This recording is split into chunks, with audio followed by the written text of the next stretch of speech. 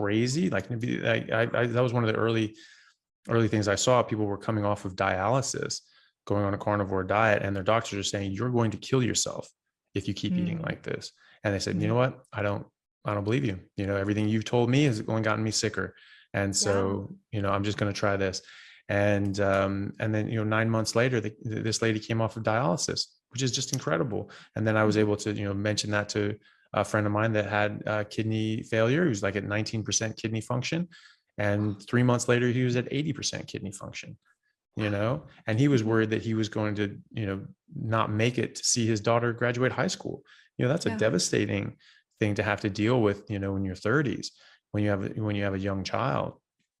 And so, and all his doctors, again, were like, you're going to kill yourself. You know, if you're eating all this protein, you know, you need to go plant-based, low protein, and take all these meds.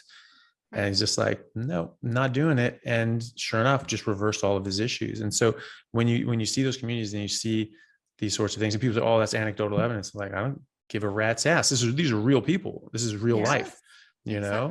And you know what, you know, my experience is anecdotal, but you know, the plural of anecdote is data. You know, you have a lot of people having a lot of, you know, very similar results and positive benefits. And at the end of the day, I don't care what study says what. If I'm eating a certain way and I'm healthier that way, I'm just going to keep doing that. It's like, well, you know, but this study says that you should actually, you know, eat shit and, you know, stab nails into your legs. I'm like, oh, I guess I have to do it. You know, Harvard study said that. I'm like, well, I don't care. You know, that sounds awful and it's dumb, you know? So, you know, I'm eating this way and I feel fantastic, and people are eating this way and they're you know, getting able to clear cancer.